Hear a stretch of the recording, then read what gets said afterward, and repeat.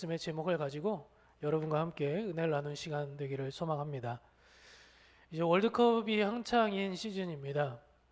우리나라의 국보, 보물이라 불려지는 이 손흥민이라는 선수를 모르시는 분은 없으실 거라 생각합니다.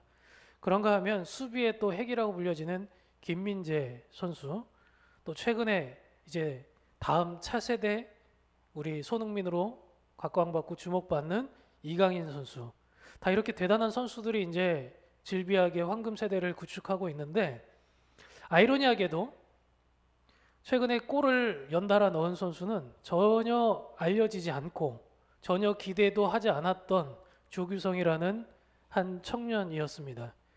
이 조규성 선수가 멀티골 두 골을 연달아 꽂아 넣으면서 사람들은 이 사람이 누구냐, 이 선수가 누구냐, 누구에게 이렇게 번뜩이는 그런 활약을 할 수 있었는가, 이런 온갖 이제 매스컴의 집중을 받기 시작하면서 그 청년의 그 유년기부터 시작해서 군대, 그리고 K2부 리거부터 지금 1부 리거 전북 가장 1등 팀의 득점왕을 하기까지의 그 모든 일대기를 스포트라이트를 집중하고 있는 것들을 보게 됩니다. 이처럼 어쩌면 어려운 시대에 영웅은 항상 등장합니다. 어려울 때일수록 그 영웅은 돋보이게 마련이죠. 그리고 영웅이 등장하면 사람들의 모든 이목은 영웅이 어떻게 등장했으며 과연 그 영웅이 어떻게 그렇게 되었는가 보다는 영웅 자체에 등장할 때, 그 집중할 때가 훨씬 더 많이 있음을 보게 됩니다. 우리도 그래서 오늘 이 사사기 3장을 보게 되면 사사 온니엘이라는 사람의 영웅을 집중하게 될 때가 많이 있습니다. 대체 온니엘이 어떤 사람이기에, 온니엘이 어떤 활약을 했기에, 어떤 출신 성분을 갖고 있기에 이런 일들을 할 수 있었는가 라고 집중할 때가 많이 있지만, 사실 성경은 한 사람에게 집중하기보다는 그 사람을 세우기까지의 과정, 그리고 하나님의 계획이 어떠했는가를 더 중심적으로 살펴보기를 원하고 계십니다.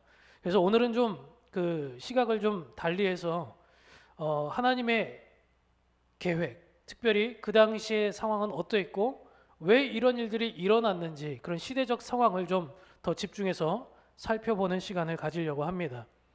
먼저 그 당시 영적 상태가 어떠했는가, 이 관찰이 왜 필요하냐면 성경에서 역사를 다룰 때는, 특별히 이제 역사서를 다룰 때는 항상 두 가지를 감안하고 보셔야만 합니다. 첫 번째는 그 당시에, 그러니까 성경이 쓰여졌을 당시의 상황에 해당하는 1차 독자들, 그 당시 성도들의 이야기죠.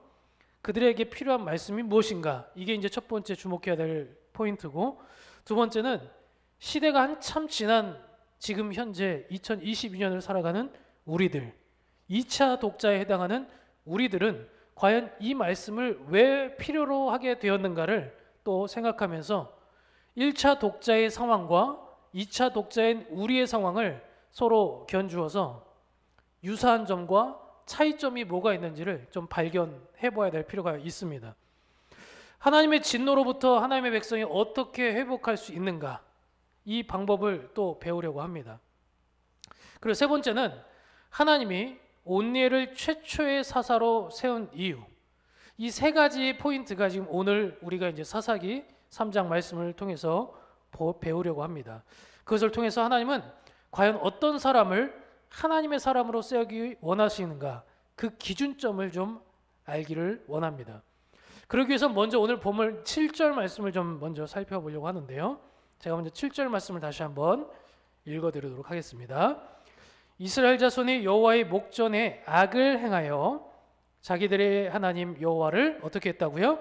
잊어버리고 나서 한 행위가 바알들과 아세라들을 섬겼다. 그러니까 첫 번째 그 당시 상황의 특징이 뭐라고요? 하나님을 잊었다라는 거예요. 하나님을 잊어버리고 바알과 아세라를 섬겼대요. 사사기 3장 전, 그러니까 바로 전 2장을 보면 타락에는 언제나 이 순환하는 패턴이 있음을 발견할 수가 있습니다. 하나님으로부터 그들은 왜 멀어지게 됐는가, 그 원인을 두 가지를 들고 있는데, 첫 번째로 2장에서 뭐라고 얘기하냐면 가나안을 정복하고 그들을 다 허물었어야 했는데 그들을 내어버려 두었다라는 거죠.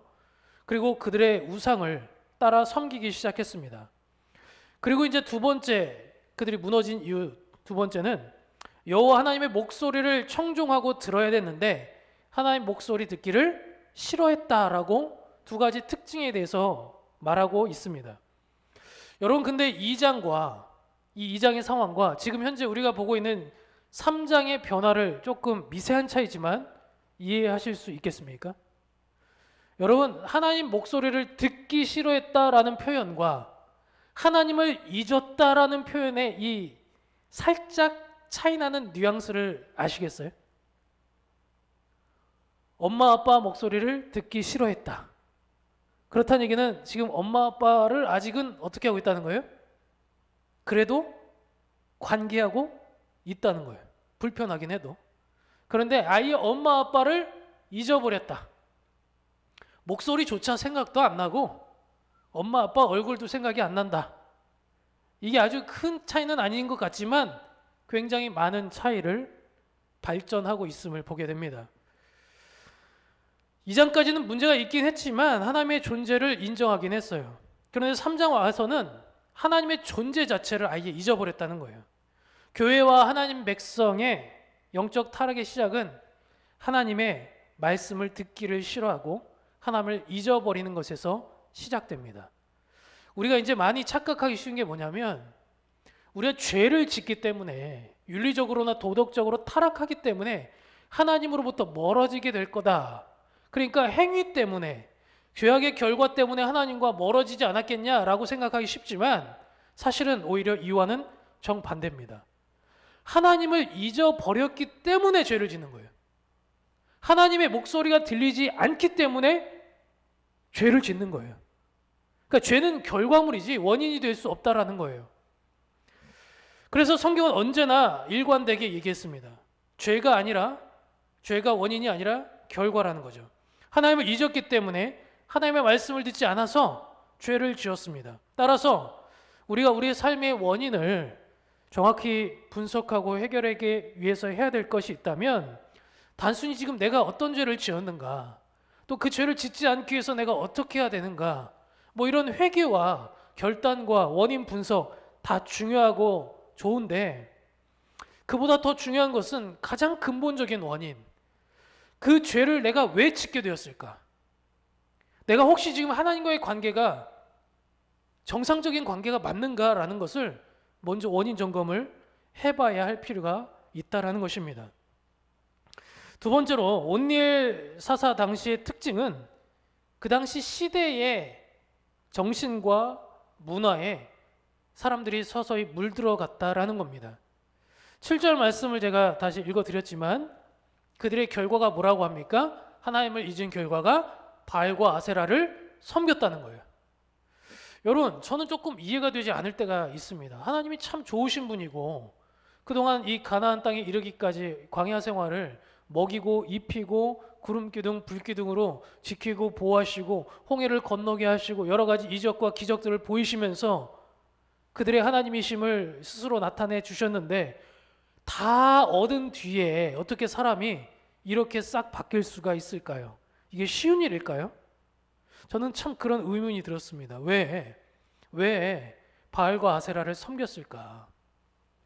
여기에는 이제 그 당시 시대상을 좀 살펴볼 필요가 있습니다. 당시에 가나안 땅에는 농경 시대가 한창 진행 중에 있었어요. 원래 이 족장 시족들은 항상 떠돌이 생활을 많이 했거든요. 목자들은 풀을 뜯기고 이 풀이 다 사라지면 또 비옥한 땅으로 가서 또 풀을 뜯기고 물이 없으면 또 옮겨져서 우물을 파고 이런 떠돌이 생활들이 대부분 그들의 인생이었습니다. 그런데 농경 생활이라는 것은 정착 생활이라는 거고 정착 생활이라는 것의 필수적인 것은 농경 기술이 또 필요했다라는 거죠. 그런데 가나안은 역시 하나님 말씀하신 대로 비옥한 땅이었습니다. 그래서 농사가 발전할 수 있었고 그 발전된 농경 기술 속에 모든 문화의 뿌리를 내리고 있었다라는 거예요. 그래서 가나안 농경 시스템은 바알과 아세라라는 이 두 신에 아주 밀접한 관계가 있었습니다. 왜냐하면 이 두 신이 농사의 신이라고 불려도 별반 다를 게 없어 보였습니다. 비와 천둥 이런 것들을 관장하는 신이 바알이라고 했으니, 여러분 농사를 자연 재배법으로 지어보신 분들은 아시겠지만 아무리 거름 많이 주고 농부가 아무리 관심을 가진다 할지라도 비 안 오면, 해 안 뜨면 그냥 농사 망하는 거잖아요. 그래서 그것들을 관장하고 있는 이 신들을 노하게 만들면 안 된다라는 생각들을 이 모든 사람들의 문화 배경 속에, 이 농경 생활 속에서 갖고 살아가고 있었다라는 겁니다. 그런데 이 신들을 그러면 어떻게 하면 기분 좋게 만들 수 있을까요? 이 신들이 조금 정상적이지 않았음을 여기서 이제 한 번 더 생각해 볼 수가 있겠는데, 음란한 성행위를 했을 때 이 신들이 좋아할 거라고, 축제를 벌일 거라고 생각을 했던 겁니다. 그래서 온갖 사제들과 성전을 지어놓고 거기에서 이제 여사제들과 함께 음란한 성교 파티를 벌이고 그런 문란한 짓들을 계속 해왔던 것입니다. 여러분, 이런 문화가 처음에는 거부감이 들 수 있지만 문화라는 것이 어느덧 우리의 그 마음의 장벽들을 허물고 스며들기 시작합니다. 예를 들면 저희도 지금 저희 집안에 두 아이가 있지만 유치원이나 어린이집에 가면 요즘에 하는 그 파티가 뭡니까? 우리 목사님도 저번에 한번 언급하신 바 있지만 할로윈 파티라고 해서 귀신 분장을 하고 애들에게 사탕을 나눠주고 과자를 나눠주는 이 외래 문화가 어느덧 우리에게 들어왔어요. 그런데 이게 노래도 만들어져 있고 율동도 되어 있고 심지어 분장을 우스꽝스럽게 하면서 아이들이 가장 좋아하는 과자로 유혹을 하니까 이 아이들의 마음속에 할로윈 파티는 좋은 날이에요. 솔직히 말해서 크리스마스나 할로윈 날이나 별반 차이 없어요, 애들한테는. 오히려 그 문화, 커스튬, 이 옷을 입고 뭔가를 하고 있는 자신의 모습이 더 재미있어 보이는 거예요. 그러다 보니까 귀신이 오히려 친숙해지고 귀신을 적대해야 될 것들이 아니라고 생각하고 친구라고 생각하고 그런 노래들이 심지어 막 불려지고 있어요.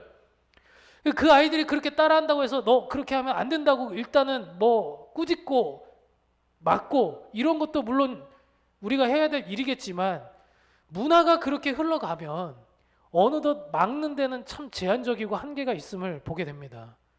그래서 왜 이것들이 나쁜 것인지, 왜 하나님이 그런 것들을 싫어하는지 가르치고 교육하고 그 문화 속에서 우리 아이들이 구별되게 살아갈 수 있도록 해야 될 책임이 우리에게 있는데, 이 못지않게 우리에게 자꾸 들어오는 게 있어요. 그런 문화가 뭡니까? 물질 만능주의예요. 외모 지상주의예요. 돈이 있으면 다 된다는 거예요. 제가 예전에 어릴 적만 해도 돈이 있어도 사랑은 못 산다 이런 얘기가 있었어요. 사람의 마음은 살 수 없다. 근데 여러분 그렇습니까? 요즘에 돈 있으면 사랑도 사더라고요.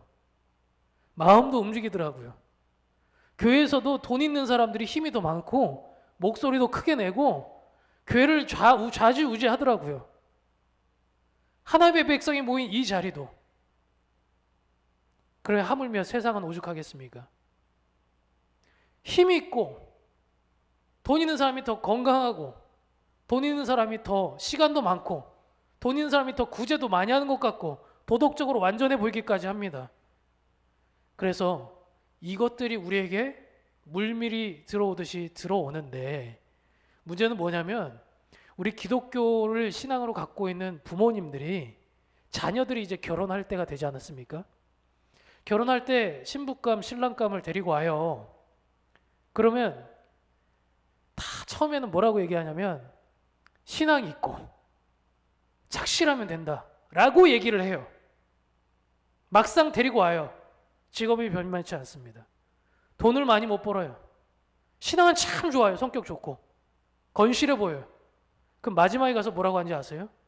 이렇게 보내놓고 우리 자녀들에게, 야, 네가 아직 세상을 몰라서 그래. 우리 어른들이 많이 하시는 말씀이에요. 네가 세상을 몰라서 그래. 이 세상이 뭘까요, 그러면? 여기서 말하는 세상이 대체 뭘까요? 바로 물질 만능주의, 외모 지상주의라는 거예요. 돈과 물질이 하나님이 되는 그 세상, 돈이면 뭐든 다 할 수 있다고 생각하는, 행복을 살 수 있다고 생각하는 이 만모니즘이 우리가 경계해야 될 이 시대의 또 다른 바알과 아세라라는 것입니다.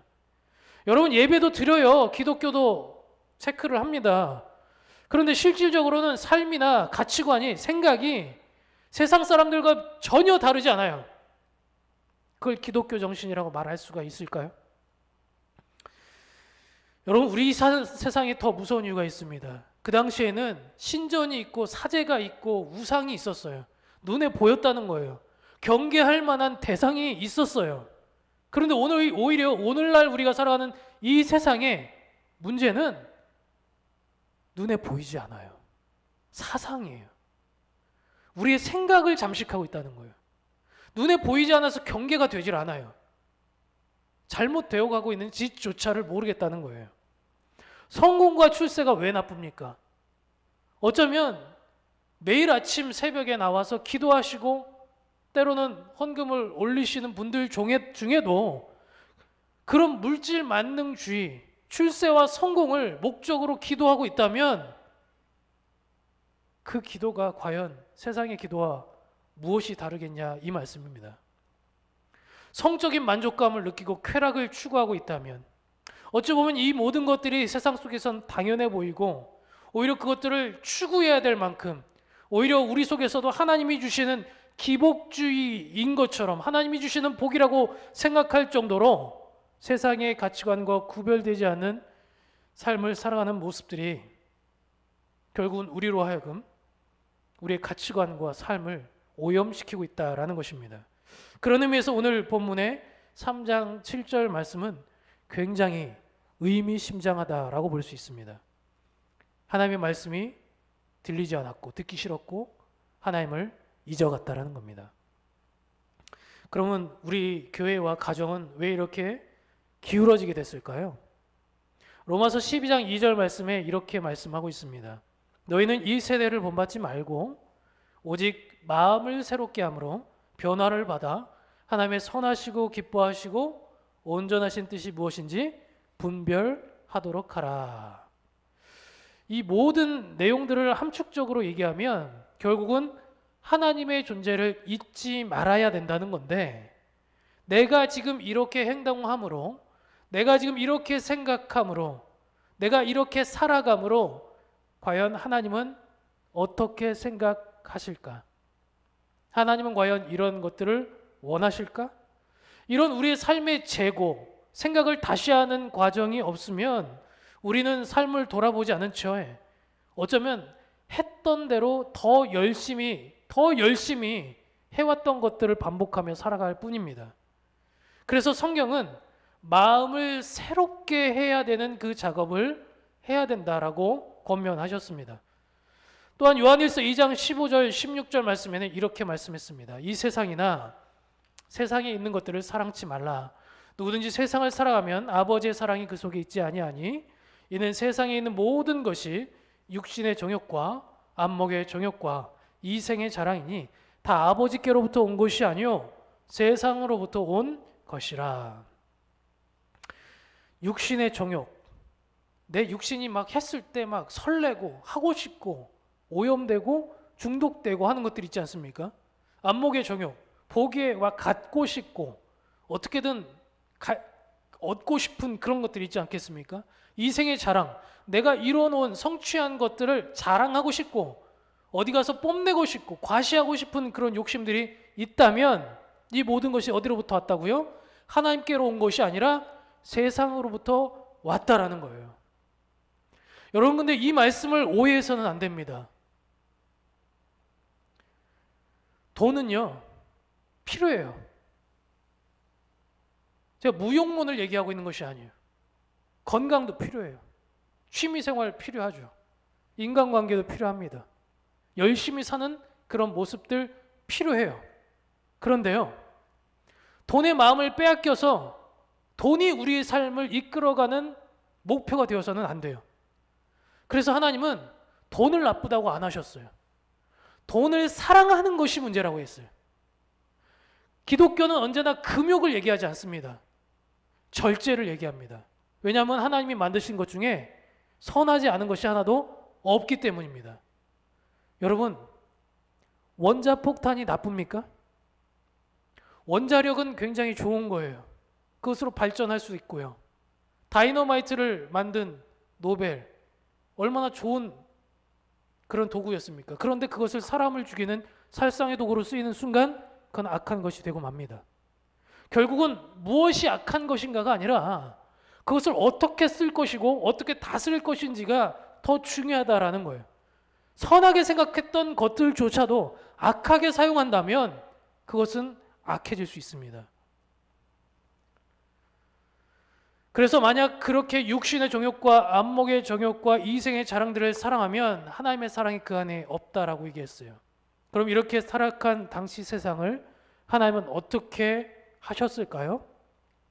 결론만 말씀드리면 심판하셨습니다. 그 심판의 도구로 하나님은 메소포타미아 왕 구산 리사다임을 통해서 이스라엘을 8년이라는 시간 동안 지배하게 만들었습니다. 구산 리사다임의 이름의 뜻을 좀 살펴보니까 좀 재미가 있었는데 이게 선한 왕이 아니에요. 그러니까 우리가 생각할 때는 선한 사람으로 악한 사람을 다스린다 이렇게 생각할 수 있는데 하나님의 계획은 조금 역설적이고 아이러니하기까지 합니다. 이 구산 리사다임의 이름의 뜻이 뭐냐면 두 배로 악하다라는 뜻이에요. 두 배로 악하다. 두 배로 나쁜 놈. 이스라엘보다 두 배로 나쁜 놈이었어요. 이 두 배로 나쁜 놈으로 조금 나쁜 놈을 심판하는 거예요. 그러니까 우리가 볼 때는 되게 이해가 되질 않죠. 가끔 보면 믿는 사람들 중에 더 나쁜 사람이 나를 심판하고 다가올 때 하나님이 계신가? 막 이런 오해를 하기도 하는데 실제로는 그렇지 않습니다. 하나님은 오히려 더 큰 악으로 하나님의 백성을 채찍질할 때가 있어요. 왜냐하면 그게 정말 치욕스럽거든요. 그게 정말 치욕스러운 거예요. 나보다 더한 놈이 나를 심판할 때 그게 얼마나 더 치욕스럽습니까? 정치, 경제, 문화적인 압박을 8년이 아닌 2배에 해당하는 16년 동안 이스라엘을 억압해야 했습니다. 그런데 여기서 한 가지 더 주목할 것은 구산 리사다임이 어디에서 왔는가라는 거예요. 이 사람은 사실 가나안 원주민이 아니었습니다. 가나안에서 좀 멀리 떨어져 있는 이 북부의 유프라데스 강 근처에 있는 그 족속 출신입니다. 당시 훌 족속이라 불려졌던 이 족속 안에서는 족속 안에서 내부적인 그런 패권 전쟁들이 많이 있었습니다. 그런데 이 내부 패권 전쟁에서 조금 세력이 약해져서 밀려나가지고 가나안 땅까지 밀려 떠내려 이주하게 된 사람이 누구예요? 구산 리사다임이에요. 그러니까 결국은 그들 민족 속에서는 패자인데 이 패자가 외부인이 지금 가나안 땅까지 흘러들어와서 생각지도 않은 이스라엘을 잡아 삼키게 된 거예요. 여러분 근데 왜 이스라엘에게 있어서 이게 굉장히 황당하기 그지없냐면 이스라엘이 그동안 이 가나안 원주민을 끝까지 쫓아내지 않은 이유가 무엇인지 아십니까? 가나안 육족속과 평화 협정을 맺어가면서 그들과 함께 공존하기로 했던 이유가 무엇입니까? 첫 번째는 스스로의 안정과 평안을 도모하고자 했던 것이고 두 번째는 그들의 노동력과 문화를 이용해서 더 번성하고 싶었던 것이 그들의 계획이었습니다. 그런데 그 안에 울타리는 아주 견고히 구축했다고 생각했어요. 내가 세운 계획이 완벽했다고 생각했어요. 가나안 안에서는 문제가 더 이상 일어날 것이 없다고 생각했는데 그 타이밍에 외부의 적이 침입한 겁니다. 생각지도 않은 훌족속 구산 리사다임이 침략해 들어온 거죠. 여러분 이렇게 우리 인간이 세워놓은 계획은 때로는 완벽해 보이지만 허무하게 깨어질 때가 있습니다. 사람이 각자 나름대로 자기의 길을 계획할지라도 결국 그 길을 인도하시는 분은 여호와 하나님이시라는 말씀이 있습니다. 여러분 우리도 우리 나름대로 인생의 안전장치들을 설치해 놓습니다. 누군가는 보험을 들어놓고 누군가는 건강하기 위해서 꾸준히 운동을 하기도 하고, 누군가는 인맥을 갖추기도 하고, 누군가는 노후를 대비하기 위해서 부를 축적하고, 누군가는 내 자녀에게 많은 것들을 물려주려고 하기도 합니다. 건강한 그 안정된 직장을 유지하기 위해서 공부도 하고 스펙도 쌓습니다. 그런데요, 하나님이 흩으시면 이 노력이 한순간에 물거품이 됩니다. 모래성같이 무너집니다. 우리도 주변의 사람들을 통해서 얼마나 그런 것들을 많이 보게 됩니까? 그렇게 운동 열심히 한 사람이 암 말기래요. 건강 한번 무너지니까 모아뒀던 목돈도 들어가는 거 순식간이더라고요. 그렇게 허무하게 죽는 사람도 있습니다. 가족들과 우애하고 친구들과 우애하고 했지만 사기를 당하고 믿었던 사업이 한순간에 부도가 나고, 이런 모든 것들이 우리가 생각지 못한 안전장치라고 생각했던 것들이 하나님의 계획에 의해서 때로는 무너지기도 한다라는 것입니다.